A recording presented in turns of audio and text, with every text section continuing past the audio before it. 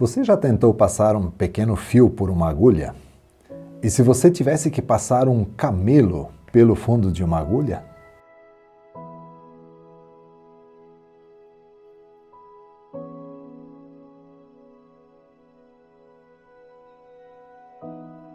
A pequena parábola do camelo e da agulha vem logo depois do relato da história daquele jovem rico que procurou Jesus com uma pergunta: Bom mestre, que farei para herdar a vida eterna?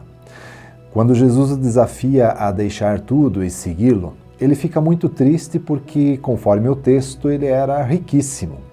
O jovem rico recusa-se a enfrentar o desafio. Jesus afirma então que é muito difícil entrar no reino aqueles que têm muitas riquezas. O mesmo é verdadeiro, naturalmente, no que diz respeito àqueles cujas riquezas não são materiais, os intelectualmente destacados, os ricos em realizações morais e artísticas e pessoas semelhantes. Tais pessoas sempre acham difícil depender de Deus mais do que dos seus próprios esforços. Nesse ponto, Jesus lança a mão de uma pequena parábola.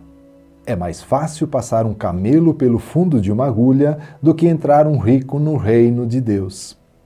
Muitas tentativas já foram feitas para explicar essa parábola em termos de que, mesmo sendo muito difícil, é possível passar um camelo pelo fundo de uma agulha. Duas tentativas são geralmente propostas. No texto grego, a palavra para camelo é camelos, mas existe uma palavra muito parecida que é camilos, que significa corda ou cordão. Assim, se admitirmos que os autores e copistas dos textos bíblicos cometeram algum erro, poderíamos imaginar que Jesus tinha falado em passar um cordão pelo fundo de uma agulha e não um camelo. Portanto, se houvesse uma agulha suficientemente grande, mesmo sendo difícil e com algum esforço, seria possível passar um cordão no fundo de uma agulha. Entretanto, teríamos que admitir que tanto Mateus, Marcos e Lucas se enganaram juntos colocando a palavra errada, e isso não faz muito sentido. Uma segunda tentativa de fazer o camelo passar pelo fundo da agulha para ver se é possível salvar algum rico vem da vida diária do Oriente Médio. Nas aldeias daquela época, rodeadas por grandes muros, havia enormes portões de 3 ou 4 metros de largura para a entrada das caravanas. Esses portões, por serem difíceis de serem abertos, possuíam recortado em si mesmos uma pequena portinhola para a passagem de pessoas a pé, a qual se abria com certa facilidade. Alguns comentaristas tentaram explicar que esta portinhola era o fundo da agulha, mencionado na parábola. Entretanto, não há a menor sombra de evidência em favor dessa identificação. Embora essa portinhola realmente tenha existido, em nenhum lugar na literatura judaica ela foi chamada de fundo de agulha. Além disso, Lucas, que era médico, utilizou uma palavra específica que significa agulha de cirurgião, ou seja, ele estava pensando literalmente numa pequena agulha. Assim, precisamos concordar que os termos camelo e agulha devem ser tomados no sentido literal. O que acontece aqui é que se compara intencionalmente o maior animal que existia na Palestina, o camelo, com a menor abertura conhecida, a agulha, para evocar a impressão do impossível. Mas como compreender então a parábola de Jesus?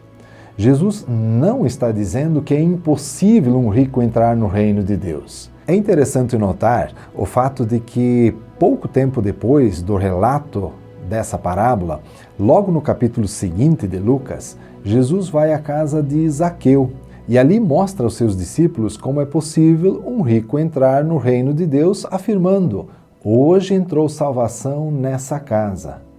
Mas como entender então a parábola do camelo e da agulha?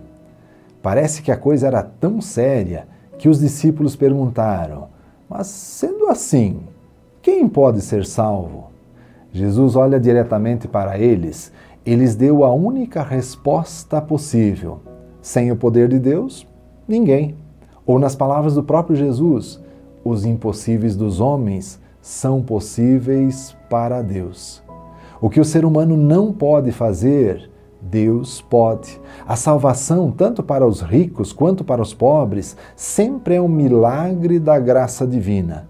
Sempre é dádiva de Deus. Ninguém, sem a ajuda de Deus, pode entrar no reino. A salvação está além do alcance humano. É possível somente para Deus. Para os homens é impossível. Era necessário levar os discípulos até esse ponto.